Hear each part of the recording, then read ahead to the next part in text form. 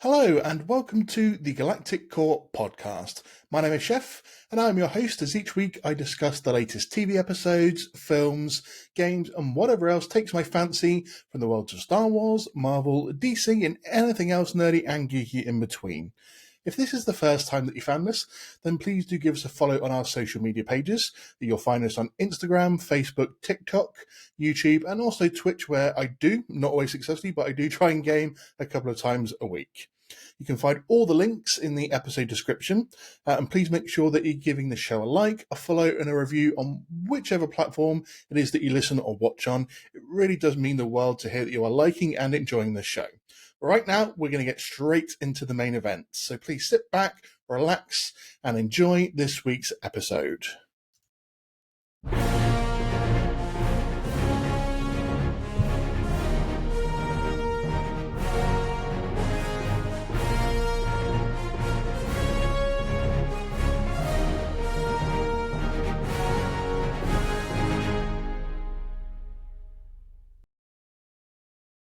Hello everyone and welcome to this week's episode. Of course, we are back discussing Loki Season 2, Episode 2. The brand new season of Loki that's been kicking off for the last couple of weeks, off the back of Ahsoka ending last week as well, which everyone knows since Star Wars is my main jam. I'm extremely sad, no more Star Wars to talk about, but at least we've got another great show in Loki. And I have not one, but two fantastic guests with me to discuss the episode this week. It's really, really nice to have some UK podcasters on for a change, because that happens so rarely, and I'm really happy that we're recording at a normal time of day. No offence to any of my other guests that have been on, but it's so nice to be able to record at a good time of day. But they have a fantastic podcast. They've been going for about a year and a half, I believe. I'm sure they'll correct me if I'm wrong. They've built up a really good following. They cover mostly MCU stuff, and they do branch out to a few of the bits and pieces. And they are really fantastic. I really am so happy to have them on the show. But please welcome from the Don't Be a Hero podcast, it's Matt and Forrest. Woo! Woo! Hello. Hello. How are we doing, gents? Oh, so good. So good. Now the microphone issues are gone. Yeah, all good. If you tech issues to start off the show, it wouldn't be the same otherwise, would it? So I had a coffee, so I'm absolutely buzzing. But all of my technology seems to be suffering, so that's great. Great stuff. Always a good, always helps, doesn't it? So, Yeah. It's really good to have you on this week, gents. Thank you so much for coming on. I really do appreciate it. Tell us a little bit about your podcast. The stuff you do on there. How did you all get started? Oh, okay. So we've been going for about a year and a half now. The way it started is that me and Forrest, we used to work together in the theatre, and we started watching movies, just going to cinema, and then we kind of like came up with the idea of when we watched it. I can't remember what MCU film it was. I think it might have been Spider-Man. Might have been No Way Home. And we went, do you know what? We keep talking, debriefing at the pub. Let's see if we can make this a project and a podcast. And that's kind of how it started. We have a little like Marvel film club every time, a project comes out in the cinema from Marvel or DC. We go and watch it, and we kind of pipe that into the podcast. But the premise of our podcast is that since the beginning, so we started in May 2022. We've been going from the very first 2008 first Iron Man movie, and from the date of release, we've been looking at every single Marvel movie, every single TV show, and we're currently towards the end of Phase 4, which is crazy to think how fast that's gone. But we also do wildcard movies as well, where we get our dear listeners, we call them, to select just random movies, and we review those. And then we also do monthly news, kind of like roundup episodes at the end of every month now. That's a new thing that we've been putting in for the last few months. But that's kind of where we're at. So we're loving it, aren't we, Forrest, mate? It's great. Oh, having a whale of a time. And you guys have come a long way. You've got a nice big Instagram following. That was just short of around about 1,500 followers, if my memory serves. And you're starting to make waves already. You were telling me just before that whilst you've got a busy day today in terms of recording, tell everyone at home what you're actually doing tonight. Go on, Yeah, Forrest. so we've got so this brand new film that as of I think beginning of September started streaming in the UK. It's called The Last Deal, and we're speaking to a director and a member of the cast. So we'll be doing a big interview for that. And the actor that we're speaking to was a stunt coordinator on some Marvel projects. So it's a really exciting beginning to interview actors, cast, crew from various sort of Marvel projects. So really, really exciting night, but a long day today in order to get it. Yeah. I mean, that is really exciting. How did that come about? Did you just start reaching out to people? Did they come in contact with you? These guys came to us, which is really, really exciting. But we've always had in the back of our minds, to create the idea that would have interviews for supporting artists and supporting casts and creatives that were part of like MCU kind of projects. Because that's kind of the premise of the Don't Be a Hero podcast, is that we like to kind of celebrate, the extra that was in the back of a Multiverse of Madness shoot. Actually, we're doing Multiverse of Madness next week. And this week, we're doing it this week. And there's one particular actress that was at the back of a certain shot that was like, that she depicts Don't Be a Hero podcast. She is the non-hero we want to talk about. So yeah, it's a really exciting part now, because we're going to be start putting in more content with interviews with artists, creatives that are part of these exciting projects that we know and love. And it links back to me and Matt are both actors. We work in the industry ourselves. So actually, us having interviews with fellow actors, fellow creatives, something that we're really interested in. That's really amazing. I've just got your bog standard review of episode every single week podcast. So, but you're smashing fucking boring. It, you are smashing it. You're absolutely smashing it, mate. There's like 10 million out there like mine. Your setup at the back looks absolutely incredible. Darth Vader at the back there. I can't stop looking at it. It's so cool. Obviously, with the three of us here, it's shortened it down to where it is. Maybe afterwards, I'll give you a wider view of what's behind me. So it's a bit more of a setup behind me there. So to be honest, it's like 99% Star Wars behind me, and there's about 5 or 6 Marvel figures, and that's you can just see Frank Castle over my shoulder there, from the Punisher, and there's like 5 other figures from like What If. That's about it. So, although I do have He Who Remains behind me as well, so perhaps slightly appropriate for today's. I see that. I love that. Nice. But yeah, so it's really good to have you guys on. I'm do a little game for you. So I do this generally every time I've got an MCU show to obviously review. And I've caused rifts with this in the past, so I'm really hoping that this isn't going to happen. But bring it back. Never know, mate. What a way to set it up. What a way to set it up. Yeah. Not that I'm not trying to ruin everything for you today. So, podcast cancelled. No interviews tonight.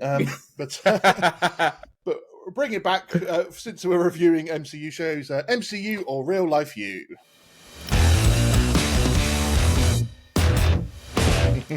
That is a sick riff. Gents, thanks. I recorded it myself. No, I did. It's a lie. Absolute fat lie. So I'm going to be giving you an MCU character, the real life actor or actress that plays them, and then your co-host as well. And I want you to tell me who you would rather go out with for the day to a theme park with. Okay. So it's going to be fun. Don't hold back, please, just for the sake of saving someone's feelings. We like the brutality here on the show. I feel like this is like Mr. and Mrs. So we'll see how well you know your co-host. Right. Forrest, I'm going to hit you up with the first option. Oh, here we go. So I'm going to give you Loki themed. So Mobius, Owen Wilson, or Matt. Who would you rather spend the day at a theme park with? Oh. I mean, And I want reasons as well. Yeah, so do I. Okay, so do I. Okay, so it would have to be. I'd have to take Owen Wilson to the theme park, and the reason is because every time he went on one, he would go, "Wow, that was amazing! Wow." That's fair. That's the fair. whole day and just go around to different roller coasters and him saying "wow" would make my day. Oh, wow, we're at Thorpe Park. It's so cool. Wow. Wow. Would he be saying wow if it's Thorpe Park though? It's pretty shit. Yeah, to be fair, It's not Disney. It's not Disney World. Let's face it. That's true. No, I like the reasoning. Good one there. So, Matt, for you, we've got Captain Marvel, Brie Larson, or Forrest. It's got hard feelings on this one, mate. No. In all honesty, it's got to be Forrest. It's got to be Forrest on that. You've chucked me right under a bus You there did. for not picking. I know he thinks I'm going to say Brie Larson.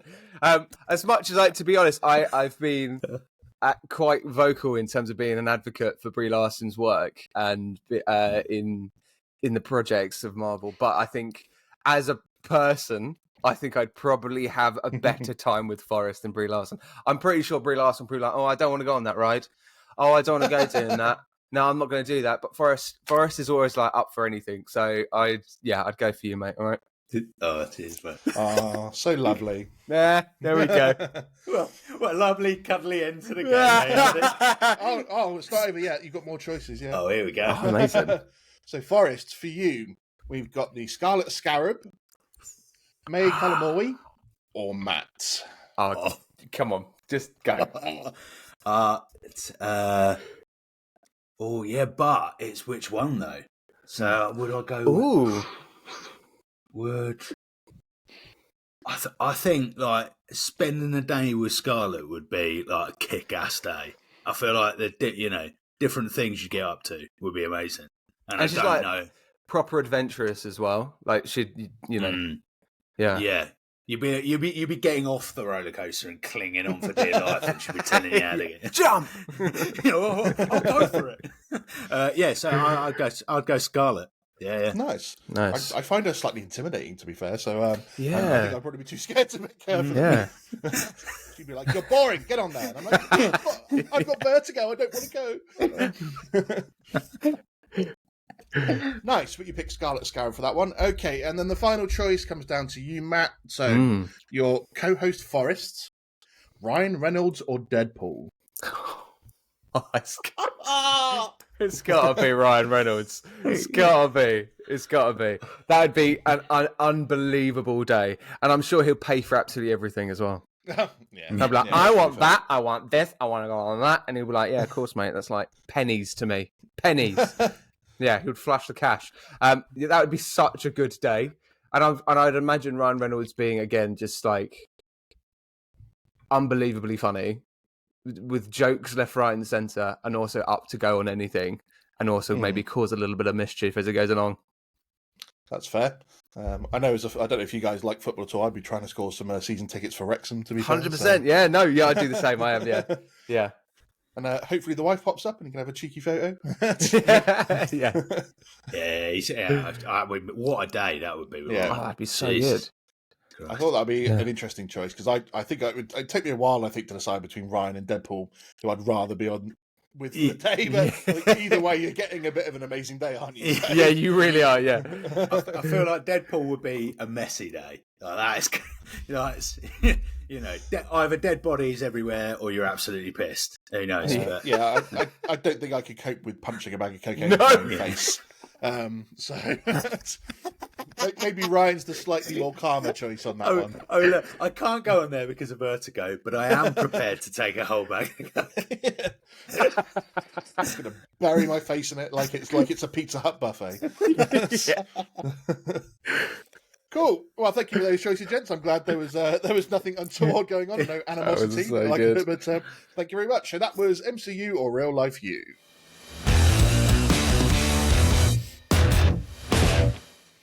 Now let's move on to the main event of this episode, Loki episode 2 from season 2.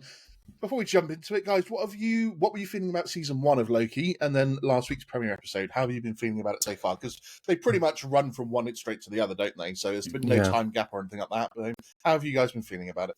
I feel like particularly with series 1, it felt like it was the premiere Disney MCU TV series, maybe closely against kind of WandaVision as well.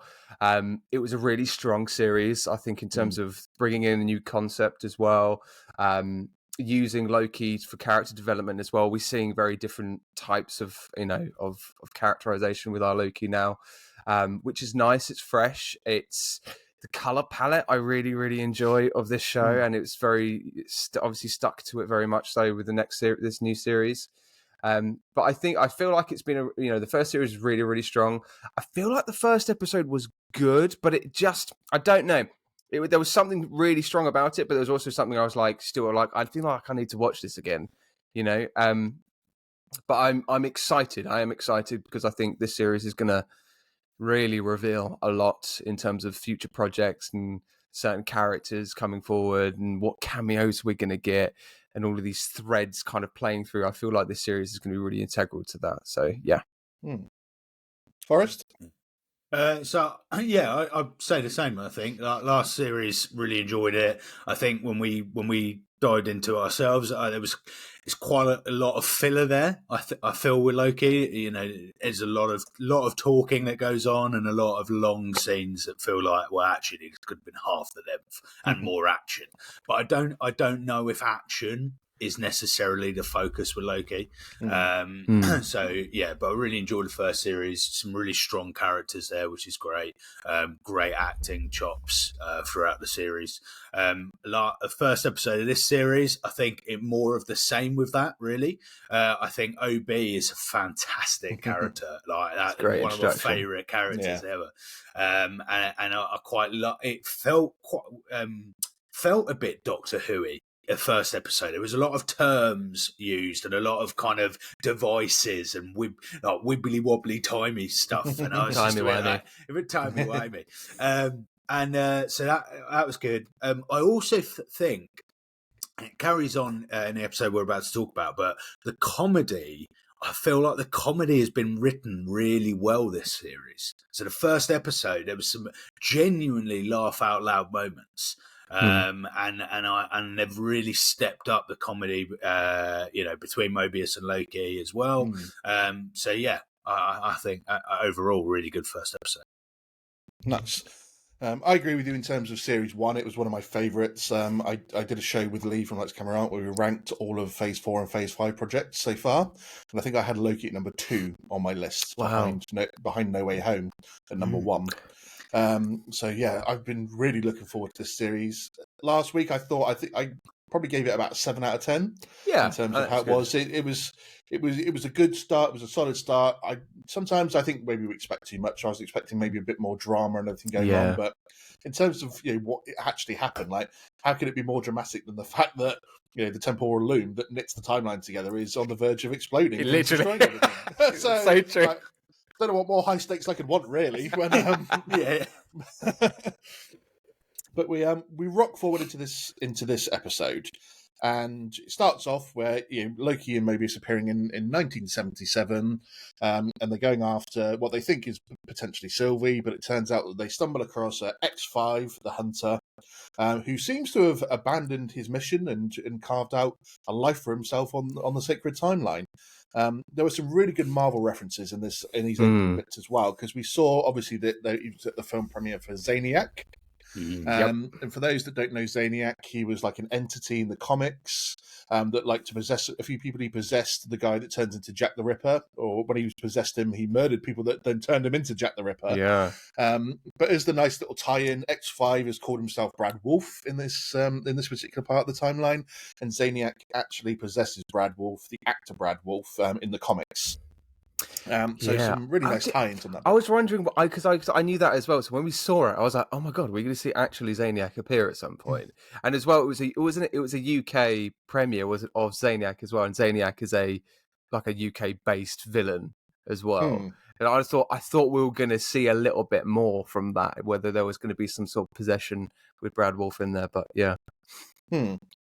And there was a cool hint on the poster as well. It kind of looked like Indiana Jones. It was on the poster in front of the theatre. And there was also an obscure poster reference in the background when they were walking through the halls as well for the Phone Ranger, if anyone's familiar with this. He's only had about 3 appearances in the comics. A tribute to Alexander Graham Bell, I believe, was the character, because he was named A.G. Bell. And he basically found some like miniature advanced aliens inside of a phone one time and managed to recreate their technology and had the ability to hack into all communications and telephone devices. I love that. Has he got a head for a phone? Is that right? Is he has like a No, not quite. He was on his outfit. He had like a giant phone on the front of his outfit. So I'm sure that was practical, running around trying to stop crime. now looking at all like Jesus. Although to be fair, in the comics, somebody tries to shoot him, and the giant phone actually stops the bullet from killing him. So. Of course. Why not? He's like, I don't need plot armor. I've got phone armor. Yeah. So we get Loki and Mobius catching up with X5 on here, and he obviously. I was unsure at first. I don't know how you guys felt. I was unsure whether this was supposed to be some kind of variant of X5 or whether it was the actual X5. How did the start of this episode hit you guys? It was. I think for me, it was.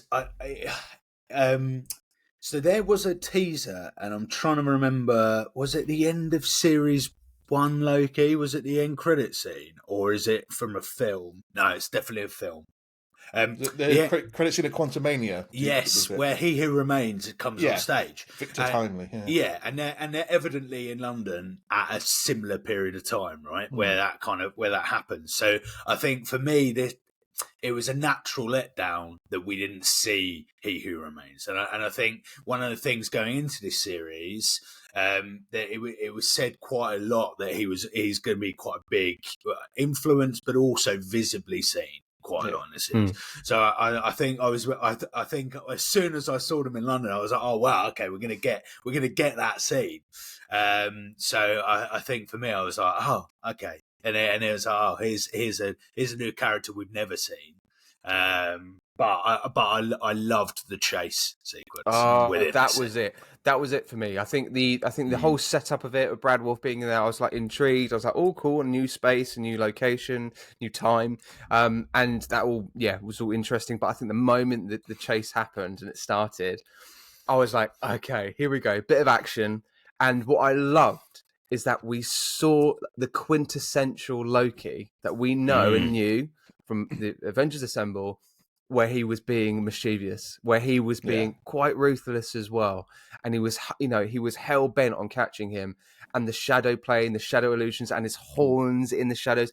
That was a beautiful moment. And it was so nice to see. Because again, I thoroughly enjoyed series 1, but I would argue there wasn't enough villainy from Loki. And we've got to remind ourselves that he, as much as we are seeing him as this hero, there is still this kind of villainous side to him, this mischievous side to him in his nature. And the more we see of that in its kind of small parts is really fun to see, and seeing it happening here, and also then get questioning as well later in the episode with this one. It's really great to see and really exciting. So I'm hoping to see more of that as the episodes go along, where he kind of like maybe thinks about, actually, who am I? Am I a hero? Am I a villain? And I thought it's a really good bit, that chase for Mobius as well, because Mobius got to see where Loki's mischievous villainous side gets results. So later in the episode, that comes to fruition when Mobius actually uses that, and we'll get to that. But it was really interesting to see Mobius see that kind of, okay, actually, do I need to harness this side of Loki in a way that works? Yeah, absolutely agree. I mean, that shadow play, as you said, Matt, with the horns and everything, was so fantastic. So cool. Done. But it is an intriguing point, isn't it, in terms of Loki still being really a villain or having villainous intent at times, because obviously the Loki we got that got killed in Infinity War had gone through such character development where he was still kind of half and half, because as we saw in Ragnarok, he's still kind of being selfish at times, but he still is sort of like turning now to the good side, so to speak. And then this Loki, season 1, I think they kind of pushed him a lot through character development to get him almost back to that Loki that we'd come to know and recognise from the MCU films. And therefore they've like, okay, we've got to keep him up now as like being a reformed character almost, but still touching on that on his dark side, so to speak, in terms of wanting to be a villain or have villainous intent, because he knows that it does get him results, and he still loves that side of himself as well, I think.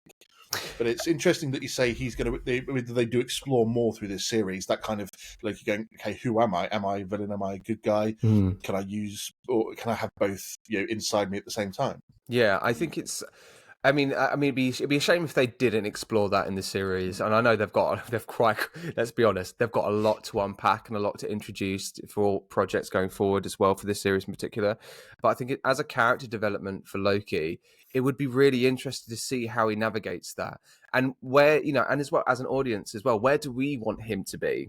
We do generally, as a whole, we really love Loki, if not more popular now than Thor itself, right? So it's either, do we love him as the hero? Do we love him as the villain or this anti-hero? Where do we place him in terms of going forward? For one, I love the villainous side of him, and obviously, but we got to know a different Loki, in the movies and stuff. So it'd be interesting to see. I mean, there was one theory that was, I think Lee in Lights Camera Rant had a collaboration. I can't remember the podcast's name, but a few weeks ago, and it was on a reel, and it's the theory was, what if, for instance, we've got all this Jonathan Majors controversy. What if Loki, throughout this whole time, had the idea of actually going into these multiversals war, taking out all these Kangs, so he can then become the leader of time, the guy, the villain, and then actually it's not going to be Kang, it will be Loki in the Kang Dynasty or Secret, whatever it might be going forward. Could he actually have this kind of plan all along? And I really like that theory, and I'm interested to know whether they're going to kind of tease that in. I doubt very much that's what they'll do, but whether they kind of have that kind of plan come to fruition later in the series, that he actually does want to take time itself. Yeah, that is an interesting one. That was Michael from Stark Wars. Michael, that's it. That theory. Thank you. It was definitely interesting. I mean, I don't necessarily see that happening because, like I said, they've put a lot of stock in Jonathan Majors as Kang to get him through there. And going into Secret Wars, because anyone who knows Secret Wars from the comics knows it's Doctor Doom that obviously sort of is in charge of the Secret Wars universe or the world. And obviously with the Fantastic Four cast being recently teased as being completed. Yeah. And they're just waiting for the actor strikes to be over before they announce it. And obviously we should be getting Fantastic Four before those two films as well, or even in the middle of them, potentially. It's going to be interesting to see whether we do get Doctor Doom. Who would you prefer, guys? Do you prefer the theory of who would you prefer out of the three? So if you had like Kang being the one overall that takes charge in being in charge of Secret Wars, something happening to Kang in Kang Dynasty that leads to Doctor Doom stepping in, almost like he did in the comics, from the Overlords, was it? Yeah. Where he steps in and takes the power from them and gets in charge, or Loki playing the long game, eventually giving into his villainous side and taking charge overall. I think. Go on, Forrest. You go. Go on. I mean that is hard. A big one. I think parking everything with Jonathan Majors to the side, and they're going through trials, etc., etc. So that's not got any kind of taking that to the side until that we've got a verdict on that. But I think I really like Kang. Outside of Quadramania, when it was just I don't know what they did with the character for that, but I felt it was awful, basically. But everything else that we have seen of Kang, I think, is such a good threat. He is such a good actor. I would like to see him carry that forward into Kang Dynasty. I think Loki.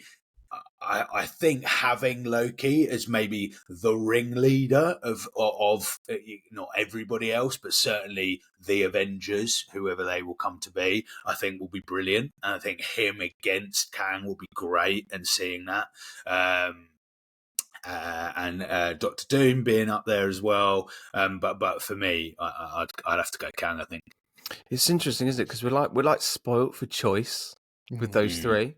Like what brilliant characters, and in terms of big bads, let's say, big kind of villains through there. All three of those are really great choices. I think for me, maybe in terms of just being aware and knowing the character and growing up with the character and that kind of stuff, maybe for nostalgic reasons, maybe if seeing Loki as this kind of mega bad, which then harks back and threads through from Avengers Assemble, there's something quite full circle about that. Maybe I don't know. They could kind of lean into that, and also the fact that Tom Hiddleston, he's so good and he's done so much for Marvel. He's done so much for this, for this universe. I feel like he maybe even deserves it to be kind of front and center as a big villain. And he's got the capacity to do so as well. I would choose that, but also, Doom is pretty badass. So, that's pretty cool. Yeah. I think, it's so hard to pick between any of them, to be fair. I'm really genuinely stuck between who I would want. Yeah. So giving Loki and Tom Hiddleston that chance to be front and centre, even though he's obviously played major roles in the Thor films and the Avengers, but giving him something even bigger to work up over all that time to become essentially the big bad in the end of it all. Something maybe that, like I said, he deserves. But Kang, I agree, Forrest, he's been absolutely amazing as the actor, the way that he's portrayed. I've absolutely loved his portrayal so far. And then Doom, but it's Doom, isn't it? It's sort of like we've been waiting so long exactly for a good iteration. We've been through two different iterations of Fantastic Four. None of them have been particularly good. And so we've got it in this feeling in us, haven't we, that Marvel are going to nail the Fantastic Four and Doom when we do get him, because he is coming either way.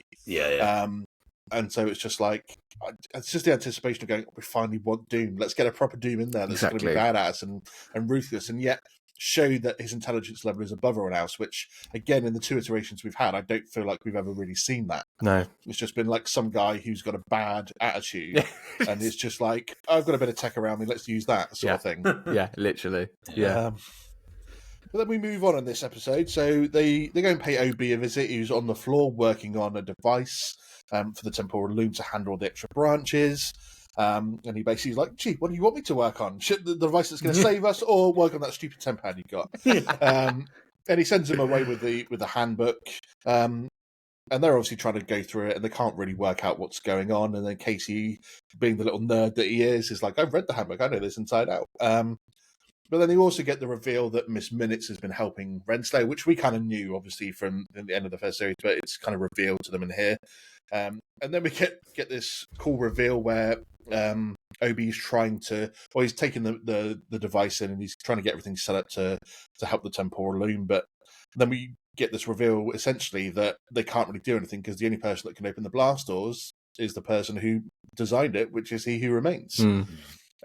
So this is where I think they're going to tie in future episodes with Victor Timely, because he's the one that we know they go and see.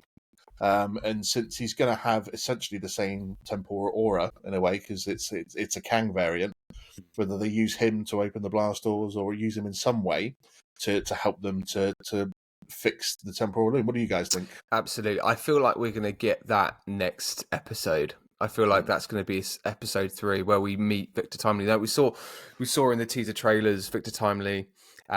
So we know that it's coming. I feel like because of kind of how the story is kind of playing out quite quickly, we might see a Victor Timely that's swayed to be, an asset in order to get the doors open and stuff. And so I feel like we're going to see a weird, like, Mobius, Loki, Victor Timely team up episode potentially next week. Where they put that together into fruition, and then maybe just there's this then, maybe a twist towards the end for Victor Timely.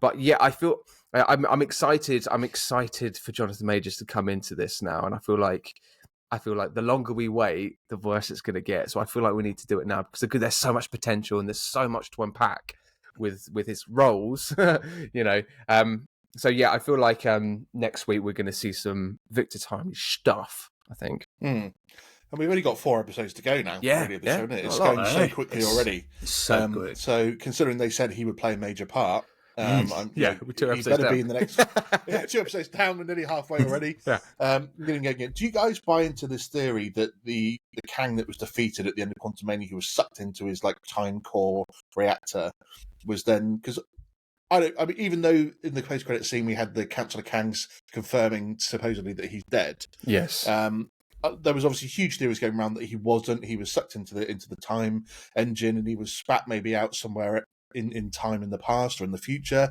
And the theory going around that Victor Timely is actually Kang from Quantumania, and he's just stuck in this time, and all he's got is his knowledge of advanced tech to get him through. What do you, Forrest? Any thoughts on that? I don't know. I feel from a kind of knowing how Quantumania was received, you would hope that Marvel would kind of go, yeah, we'll just park that. let's just keep with Kang from Loki worked. He Who Remains from Loki worked. So let's get Victor Timely. Let's get a completely separate entity. I think I'm probably less of the vibe that they're gonna bring that version back, just to move away from the disastrous nature of that film. But hey, it's Marvel. Maybe they thought it was a success, so he might come back. It probably already written. I feel like that's what the twist will be at the end of next week's episode. I feel like we're going to get I think we're going to get Victor Timely being all like, oh, nice, oh, isn't he lovely and great? And then maybe at the end of next week's episode, he then reveals that he's actually Quantumania Kang. You are hinging a lot on next week's episode. But we've got so much to do. We've got so much to tell in terms of like threading all these projects together and potentially as well opening it up for other things going forward. I feel like even that reveal is minuscule against everything else that needs to be told.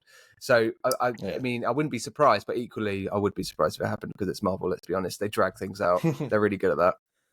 I suppose the one thing you have got is that I suppose I'm jumping ahead, but I'll try and keep it properly ambiguous. Is that it kind of ends with nothing happening? Like we don't really know what's going to happen next, so they could do a massive episode next week because we're not led into like a slow burner.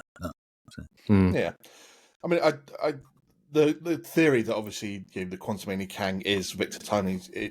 I think people wanted the theory tied it in because he was spat out, in the 1800s. He's got to work his way through.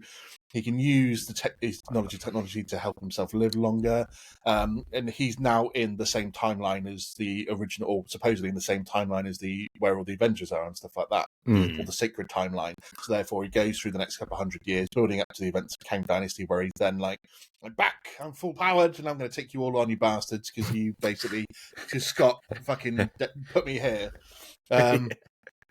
What was interesting, I think, from that post-credit scene is what I did manage to pick up on is that in the background there is a device that he has on stage that very much looks like something like the temporal loom in its sort of design and stuff. So this is, I think, where he can also play a part because perhaps this is a variation of a Kang that has an idea of how to build something like a temporal loom.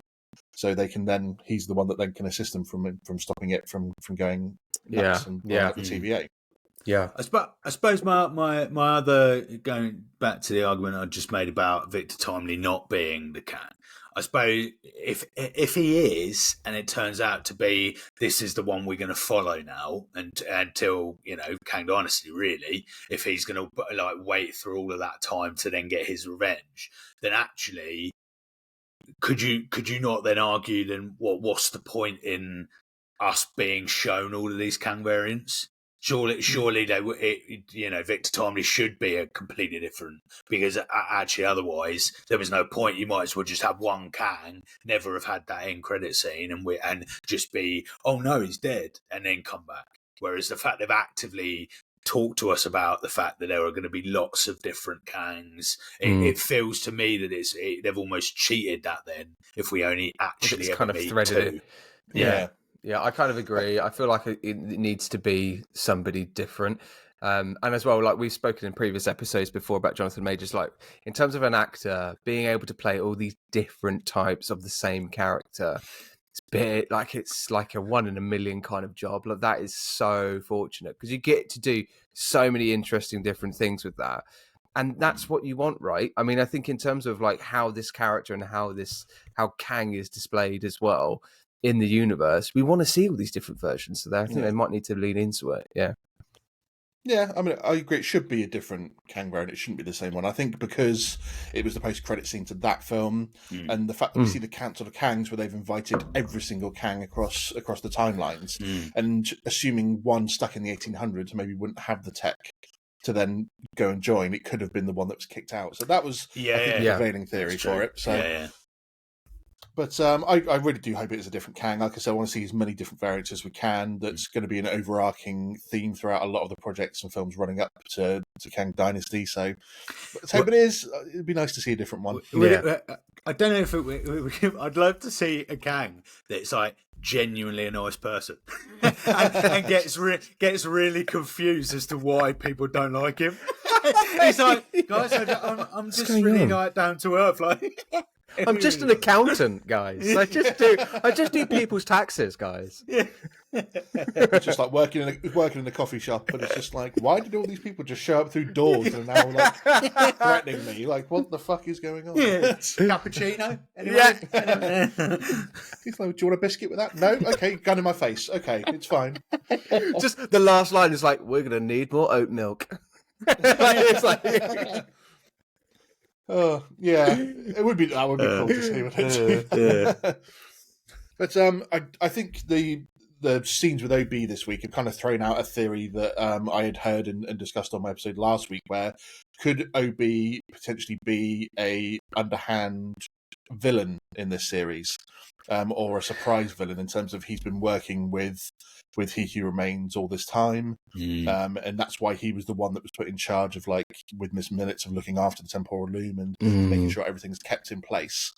I don't know whether I'm trying to fix it this week and is maybe throwing that out. What do you guys think? There's something definitely going on, I think, with OB. I think so. The fact that, you know, the TV agents and all the people that work there regularly get their minds wiped, and he's got memories of 400 years.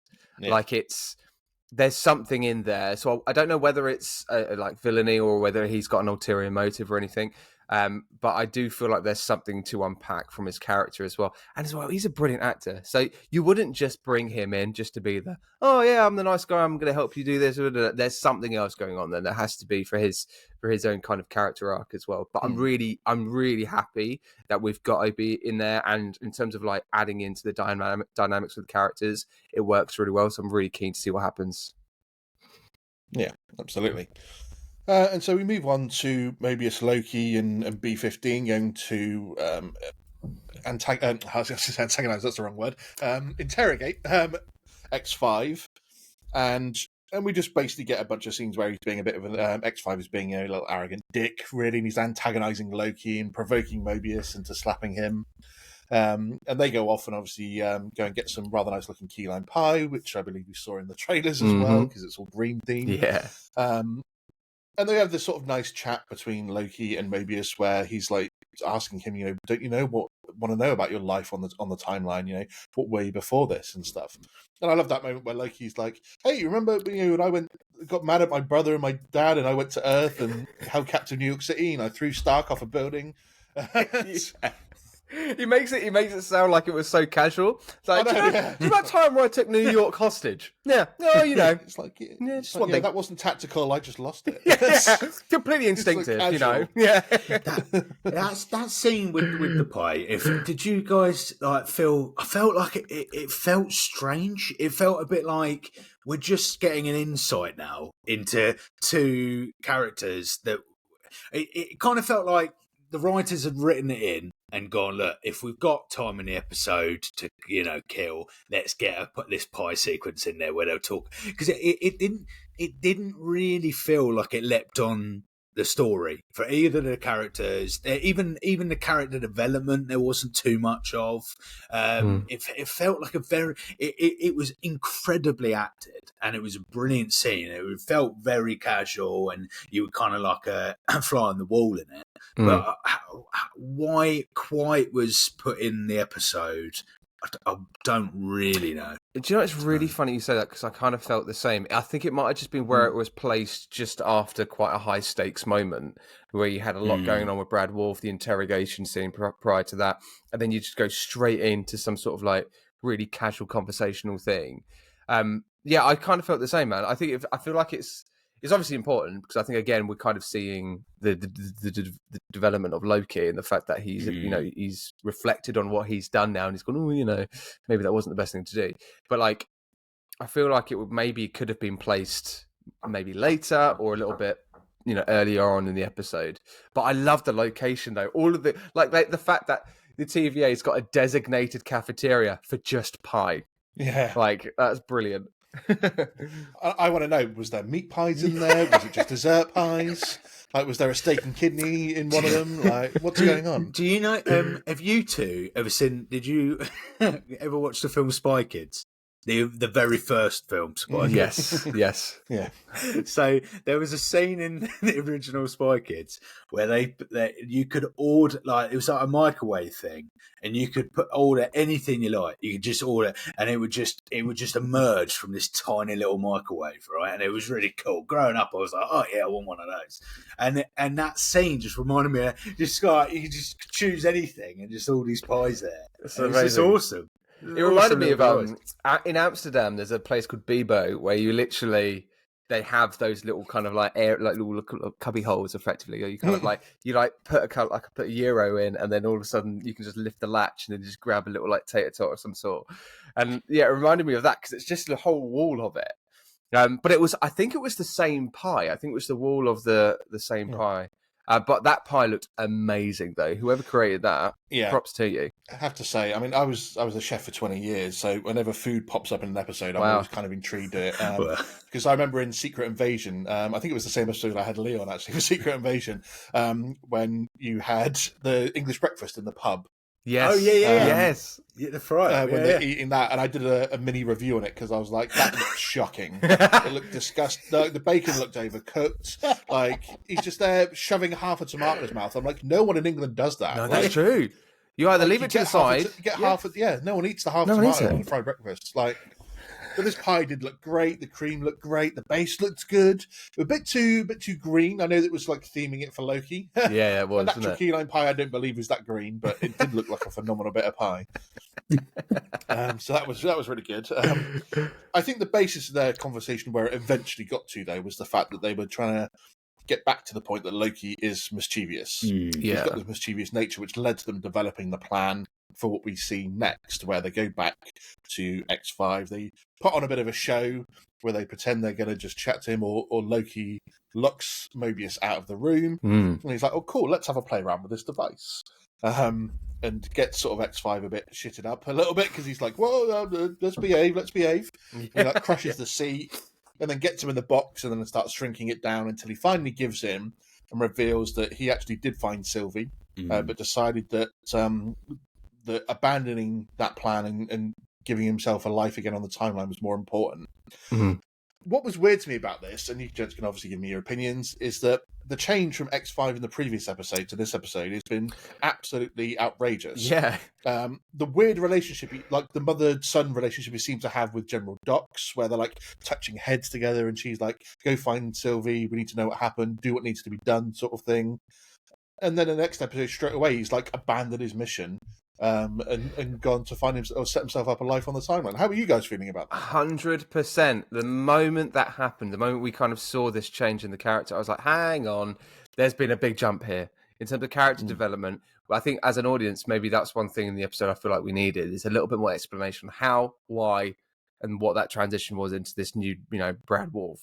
You know what I mean? I think in terms of like him, when he went back into 1977, he's clearly been there for a few years because he's been, he's this actor, he's built up a reputation as a celebrity, all that kind of stuff's there. But like it is such a jump. It's such a stark contrast to what we saw in the first episode with very little explanation. I am really interested to see what we do with Dox. I think in terms of going forward now, now she's been captured in the episode, but like, I think for Brad Wolf, I think particularly we might need a little bit more backstory there. Yeah, I agree. I think even in this episode, apologies, there is hammering next door.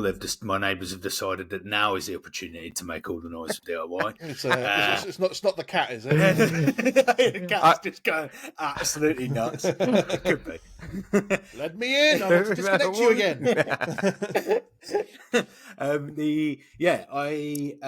I also thought it was the change in him in this episode was really weird. So there was 2 interrogation scenes, and we're supposed to believe that from one where he was so cocksure and so absolutely never going to give any information to literally one interrogation scene later.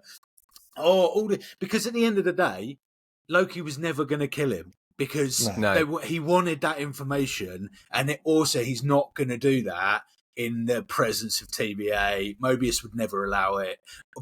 Lots of different things, right? So how on earth, the idea of breaking somebody down and it takes 2 interrogations for that to happen.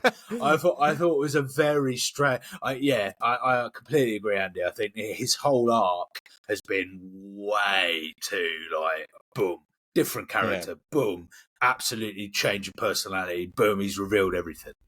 I'm like, okay. Yeah, it was very random.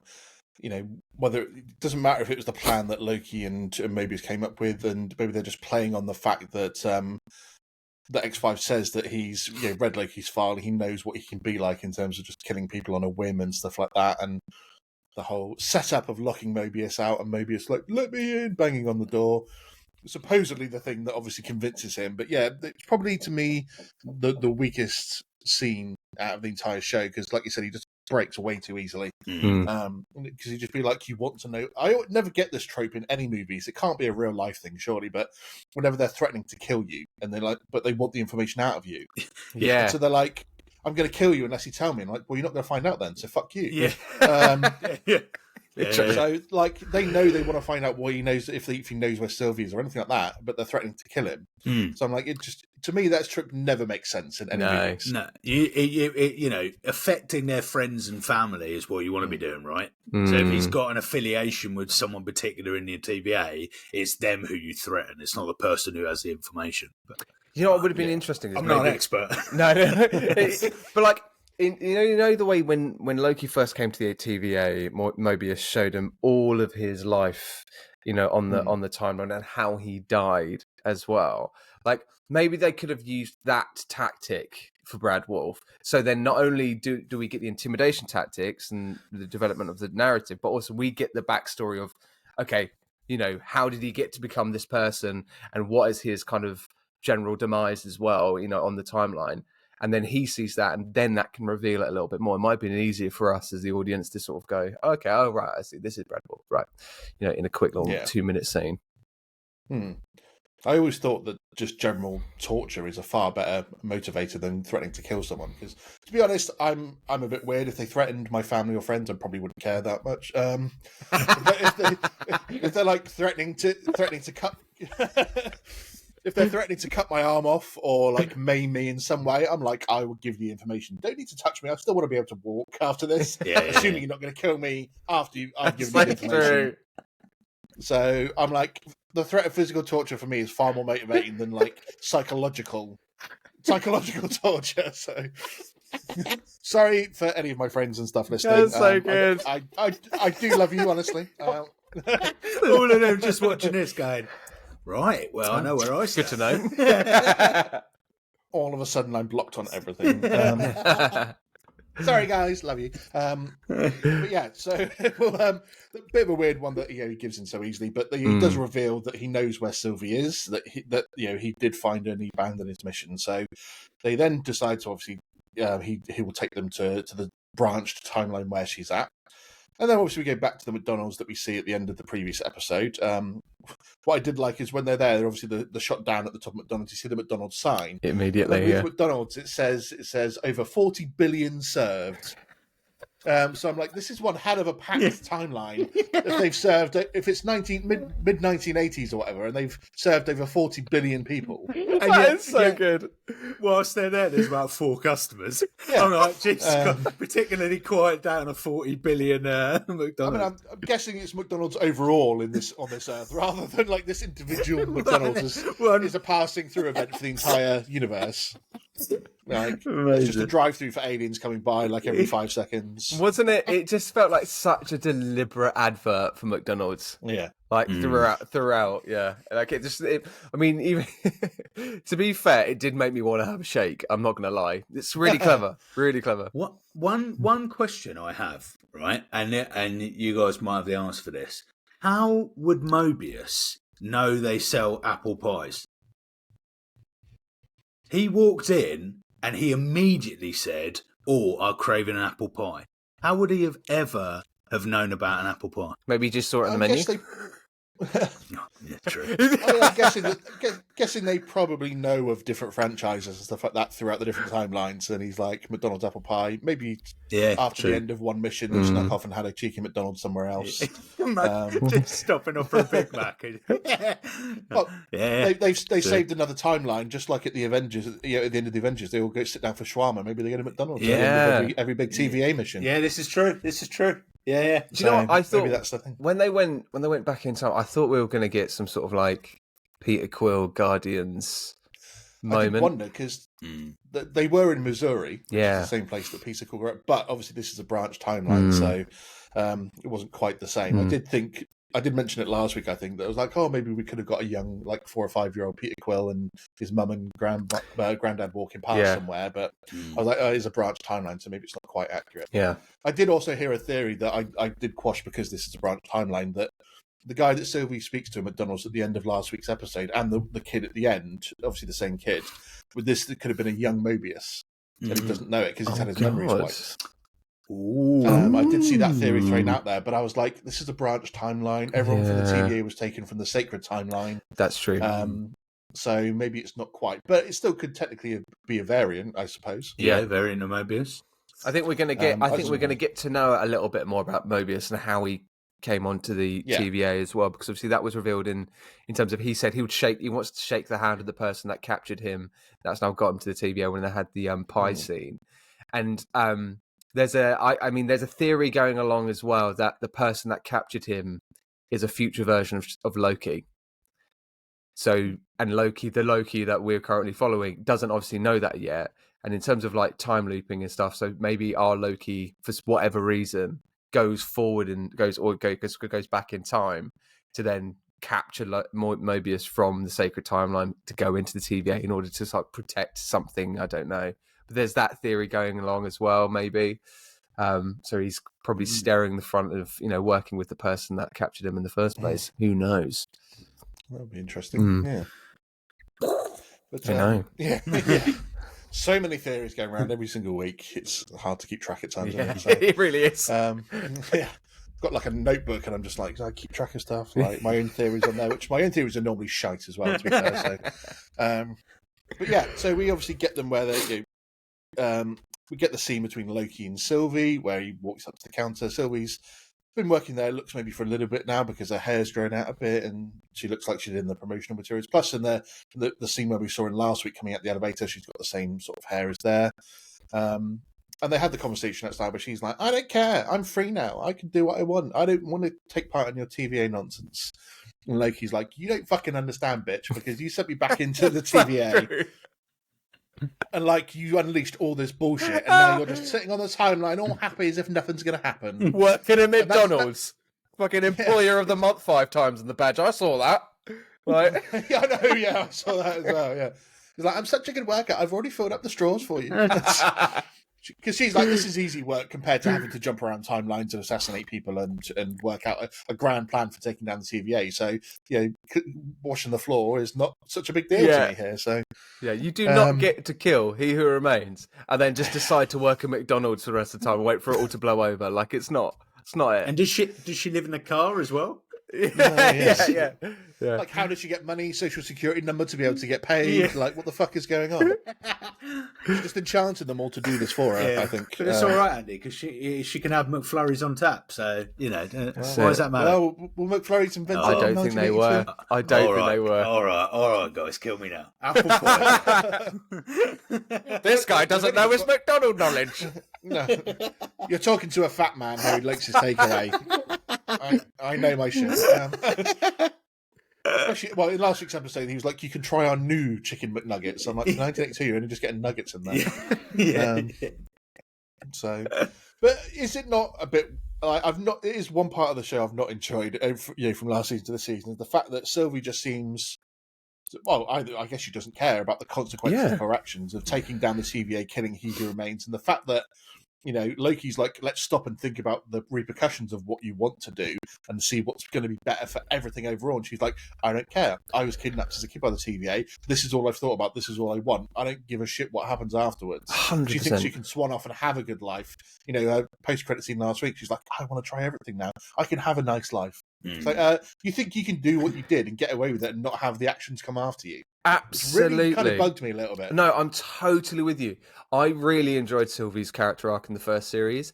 And in this episode, she just comes off like a petulant child, like proper despondent. And I'm like, yeah, do you realise what you've done? Like, honestly, like, and as well, the fact that she feels like she can just, work in McDonald's and just, be like, I've done what I needed to do. That's it, And there's no care, there's no actual regard at all currently. There must be something going on there. I think there might be. We're going to see more, from Sylvie there. But like, it does feel like a bit of a short straw in terms of like not really, I do seeing what she should be reacting to. Maybe I do think that gives a little bit of Loki about her though, because actually, like if we go way back to phase one, phase two Loki. Then actually he was quite petulant, didn't listen to anyone. True. He was the petulant brother, right, of Thor. So actually seeing that side of Sylvie makes her, for me, more Loki. And when you've got Loki in his current form, that we're following now, is so far away from that, really. So actually having Sylvie represent old school Loki in some way, in very loose ways, obviously not the mischievous as such, but it's quite nice, actually. I think for me is to see that other side to Loki. I think that's fair. I hadn't really thought about it like that, and the fact that this is not as emotionally developed Loki as our current Loki. That's true. She is still a Loki regardless, and she's had to deal with all that stuff, and so she's still a petulant, selfish Loki. I think that's a good point. It gives me a better view of it, to be fair. Yeah, but still, like, how can you not think about all the shit that's going to happen? I mean, yeah. When he's sat in his chair eating his apple, telling you there's going to be a fuckload more of me coming, and they're bad. Yeah. Like, just kill me anyway. It's fine. So, especially when she was very nonchalant about it, she's like. And Loki's like, what, you're going to give everyone free will and walk away? Which is kind of more like that Loki that wants to be a conqueror, that wants to be in charge of everything, and is thinking about the bigger consequence. And she's like, yep, I did, and now I'm going to walk away and leave you to it. Yeah. But then in this episode, we get this reveal, that obviously between Mobius and Brad, that he's wanting to get out of there because he knows something else is up. And we get the reveal that Docs and her loyalists are basically planning to bomb the timelines, which I did actually predict last week. So that's one in the good column for me. Well, hey. In terms of predictions, because I did say that because they emptied the armory, they all disappeared, and they were like, this can't all be for Sylvie. And I was like, well, they're going to go and prune all the other timelines. Yeah. And they basically set everything up to bomb all the timelines within a short period and destroy everything. Which to me, I don't know how you guys felt about this, but it was both predictable, so you knew it was coming and they would have to stop them. But at the same point, they basically built everything up to this last season in terms of killing He Who Remains, unleashing the timeline and all the branches, so it wasn't just a sacred timeline anymore, which essentially opened up the multiverse for everything else that we've seen since in all the other films, building up toward Kang Dynasty. And then 2 episodes into the series, and they prune 80-90% of the branch timelines. And so that's been undone very quickly, which I was a little bit disappointed at. Yeah, and it worries me a little bit in terms of like going forwards with all of these other legacy characters that we're bringing in for Secret Wars and stuff. And, are those branch timelines that are now just gone?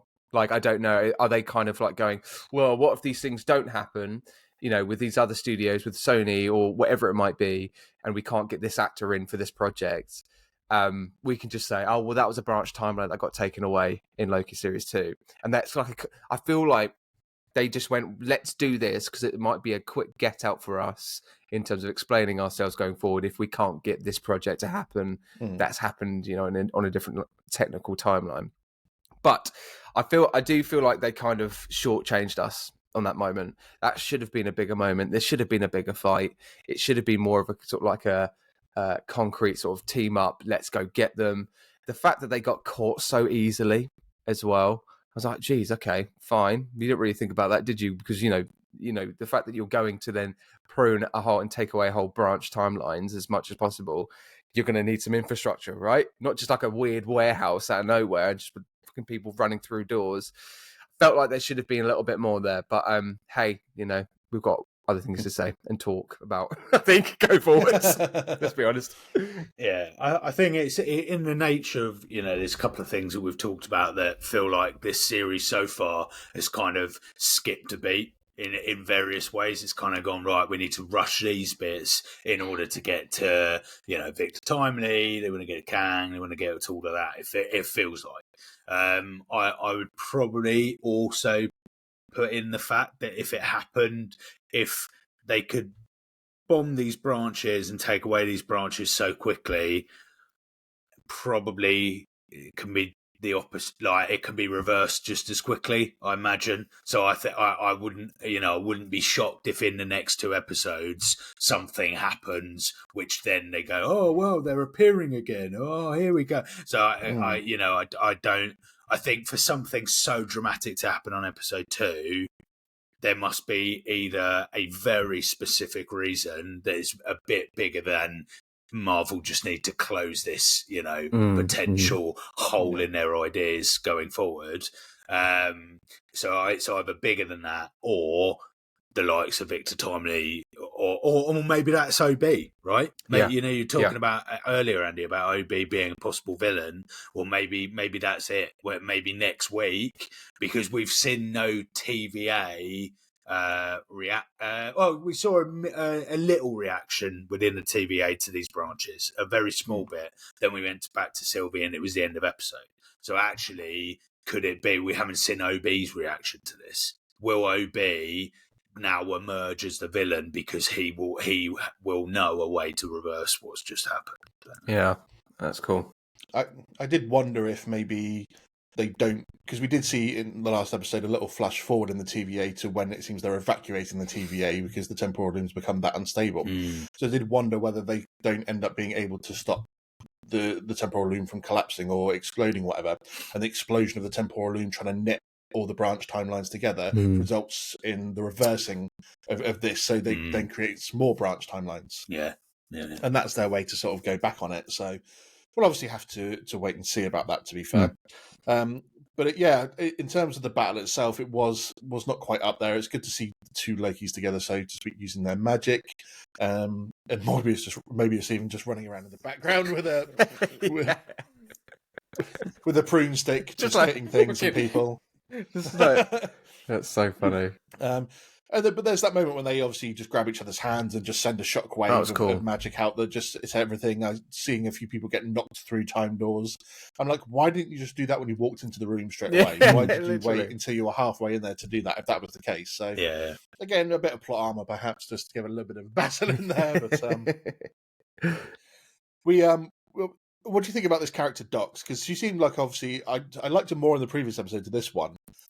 She was like very shrill when she's shouting, so to speak, with that Scottish accent. She's like, "We've been discovered! Like, bomb what you can, get out!" She wasn't. It was just like, "We've been compromised."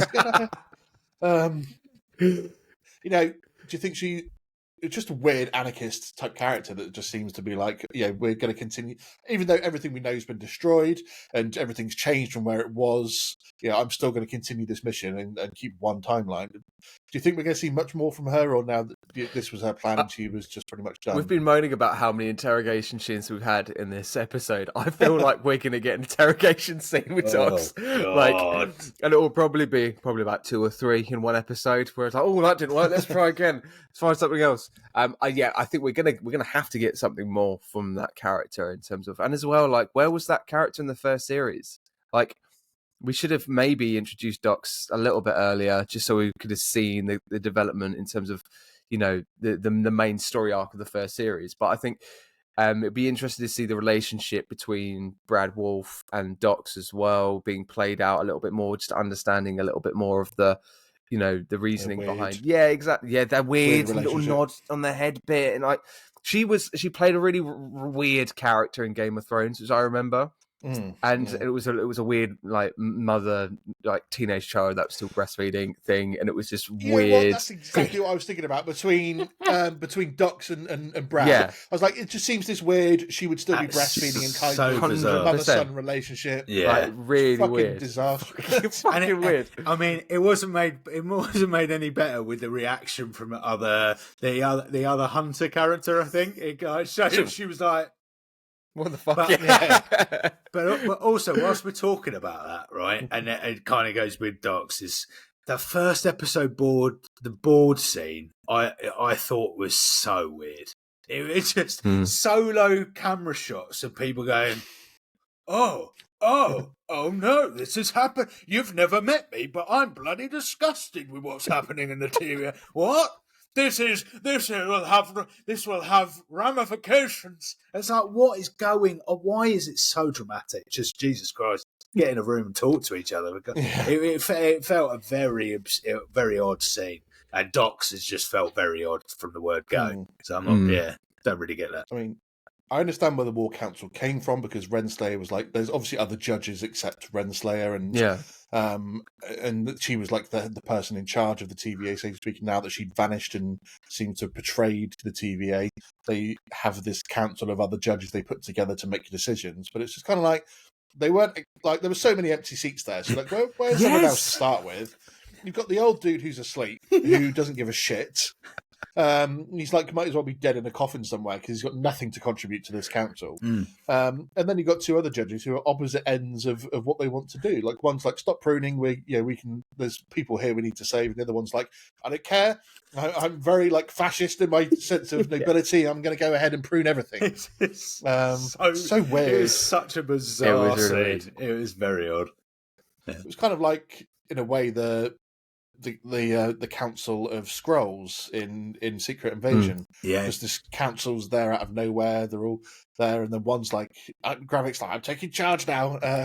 Back me or die, sort of attitude. And this to me felt weird in a similar vein. So don't know whether Marvel's got this thing at the moment of putting together councils of people to ratify decisions and stuff, but a bit random. It's like the writers have it as like one of the checks they have to do for each project. It's like, have we got a council in there? Episode 2, fantastic, lovely, job done. Right, everybody go home. So true. And then we never see them again. It's fine. Yeah. So a bit we spoke about how much they've got to fit in these series. Is this something that maybe the Star Wars side of Disney Plus has got right in the fact that they're willing to do slightly longer seasons? Because we've had like Ahsoka that was 8 episodes, we had Andor that was like 12, and these have been hailed as two parts of the best of Star Wars of what they've done in terms of Disney Plus series anyway. And is this where the Marvel side is falling down a little bit because they restrict themselves to what or how long series are going to be, and the fact that sometimes you feel like you need another 2 or 3 episodes to really have played out the story properly rather than having rushed it through, because last week's pacing was incredibly fast. They had to get through a lot, and this episode went in and out where it was a lot going on in a short space of time. Then we had like 5 minutes of them just sitting down talking. Yeah, do you think they could really benefit with extending these a couple of episodes 100%. Each time? Because we seem to be 6 episodes only for Marvel for the most part, and then we're getting Daredevil that's going to be 18. Yeah, it's so weird, isn't it? Disney needs to be. It feels like Disney overall are being very prescriptive to their like. You're only going to have this amount of episodes, rather than. And I think I read this week, Andy, that there's going to be a restructure of how they do this moving forward, and how the writers are going to be, how they kind of organise and structure the writers, and I think it just feels a bit. It feels like the person making the decision on how many episodes there are shouldn't be the person.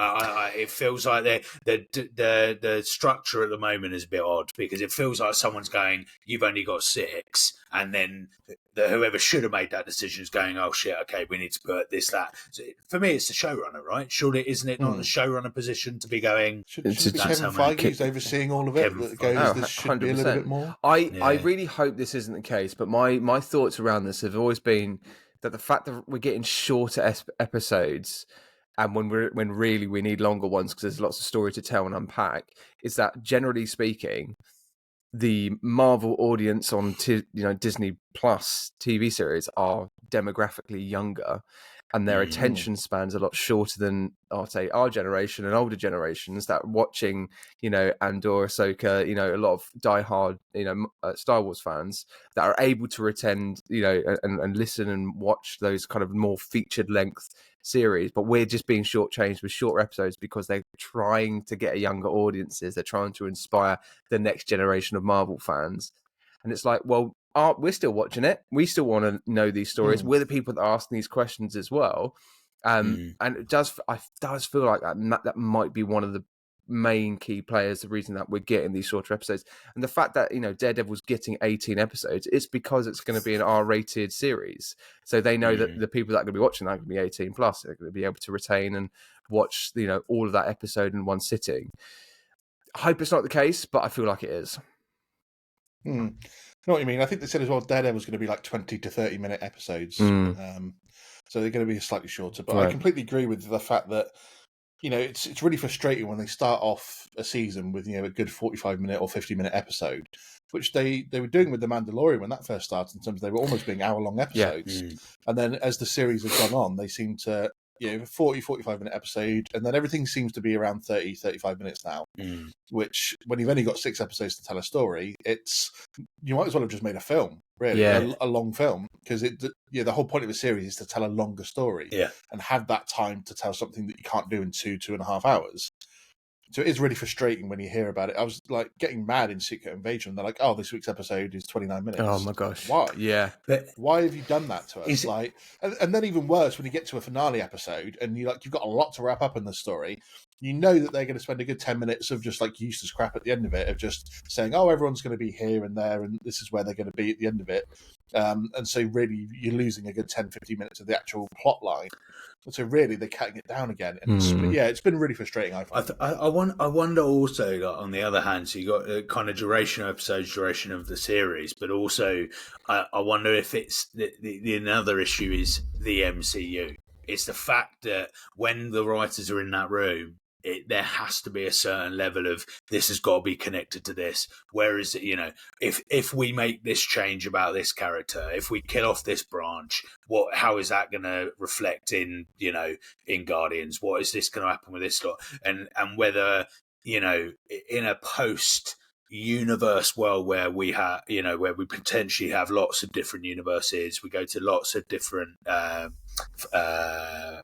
what I'm trying to say, lots of different universes, lots of different strands, that actually the TV series then becomes easier because they've got less to worry about. They can actually enjoy, in universe 4, 5, 6, they can just thoroughly go to town with these characters and decide things that won't have greater ramifications elsewhere. So, they haven't got to worry about, shit, we got to nip this in the bud, or we have to put this in a way where we could come back from it. Do you know? Yeah. I don't know if that's also. Yeah.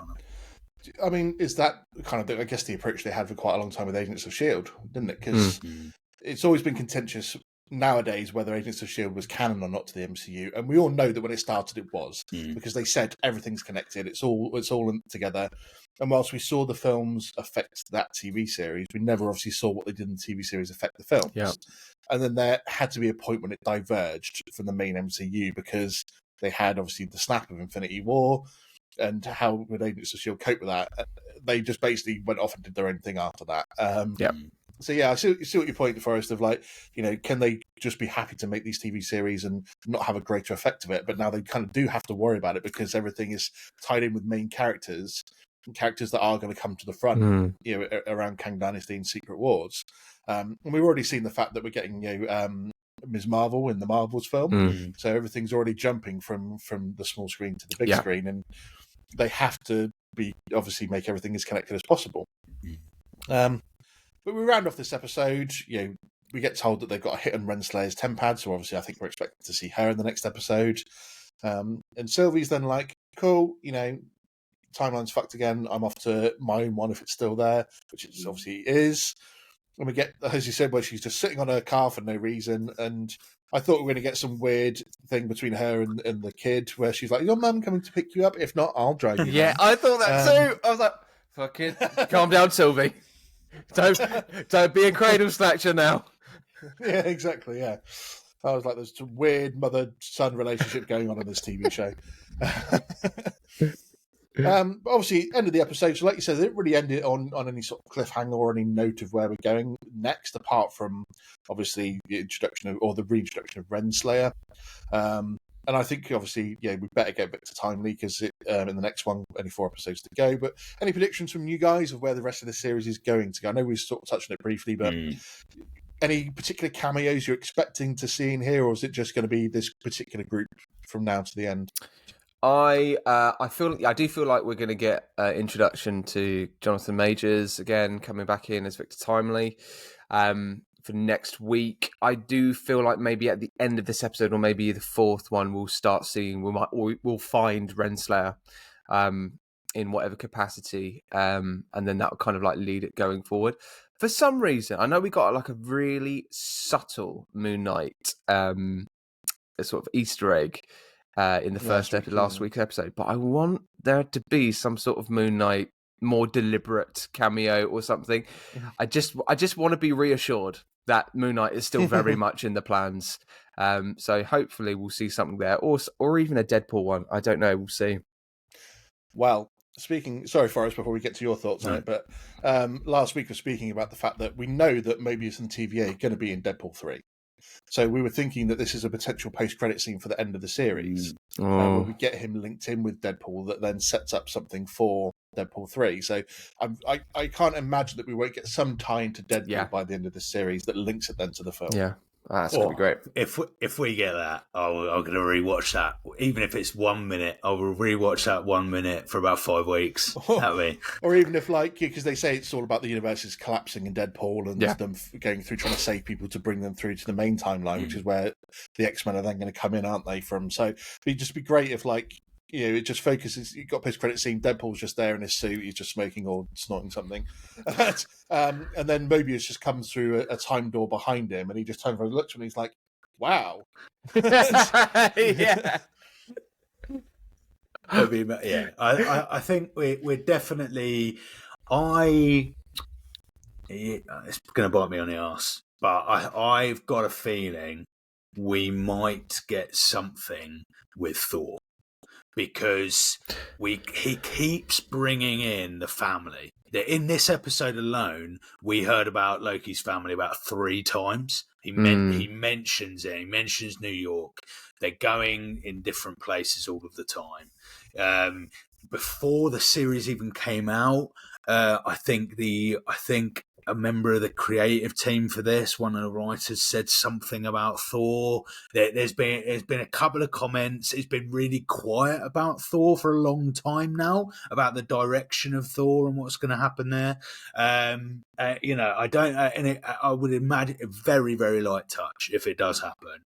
But I could see Thor coming in some capacity, because we're looking at, Loki as a character. Where is the future of Loki? Is he an enemy? Is he a hero? Blah, blah, blah. So that Deadpool's a great shout.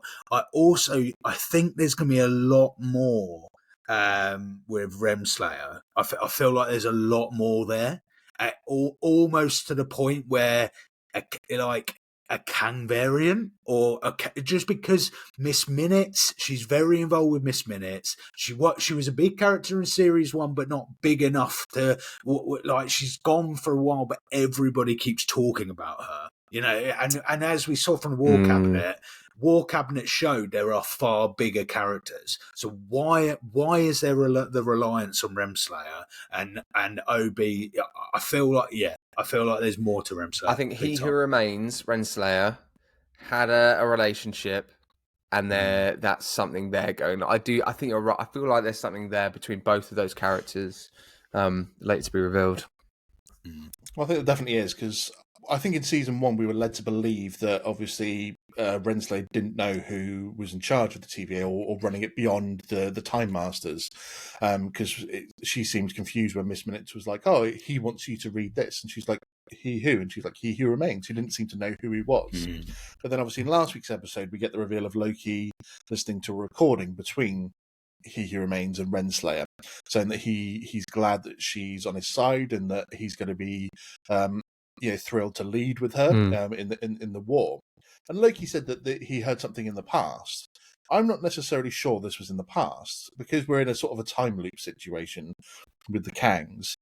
I believe this is a setup for something that's happened in the future, that He Who Remains wants to use Renslayer on his side to find information or find ways of going up against the Avengers and stuff like that in order to, or getting information across the timelines about other Kangs in order to help defeat them.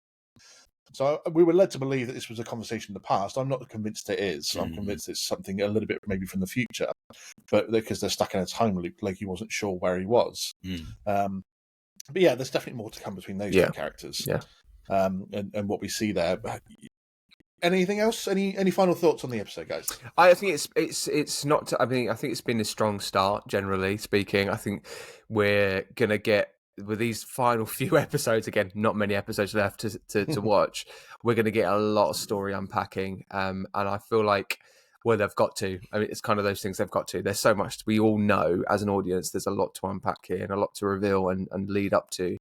So I'm really hoping that we'll get lots of action, lots of those answers, lots of theories kind of spoken about, and concrete more evidence on what's going to be played out forward. So I'm looking forward to it. It is a good series. It is got to be one of the most, if not the most popular thing that's come out this year. So yeah, I'm excited to see what happens next. Yeah, so echo all of Matt's thoughts. Can't wait to find out what is going on with OB, the creator of the TVA handbook. Okay, i.e., you're definitely Kang then, right? You literally made everything that people use on a daily basis. So, I can't wait for that, because I love the character of OB. I hope we get. I suppose what I hope we get is a backstory from Mobius. I really like the character, and I want to find out what is his backstory, and it's got to come. Absolutely. Gentlemen, thank you so much for coming on this week. It's been a fantastic chat. I really enjoyed it. So I really do appreciate you spending time this morning coming on. I know you've got a really busy day ahead of you. But tell everybody at home where we can find your podcast and where we can find your social media. Go on first. You cheeky one. Don't Be a Hero podcast on Instagram. Instagram's our normal home. Don't Be a Hero podcast on TikTok as well. Find us on Spotify, Amazon, all the usual streaming websites. But thank you so much, Andy. It's been an absolute joy, mate, to be on your podcast. It's been amazing. I really do appreciate it, guys. Definitely go and give these guys a follow. Give their podcast a listen. As you can tell from today's episode, they've got great energy between them. They have some really good moments, including, I've mentioned it a few times because I just can't help but laugh at it. Go and check out the YouTube short of Forrest getting kicked out of the recording because his cat jumped on the keyboard. It's absolutely brilliant. I've become a big fan of these guys over the last month or two, listening to their show. So go and give them a listen. I'll be, of course, back next week reviewing episode 3 of Loki with one of my favourite podcasts guests to have on the show. So I'm really looking forward to that. But until next time, everyone take care.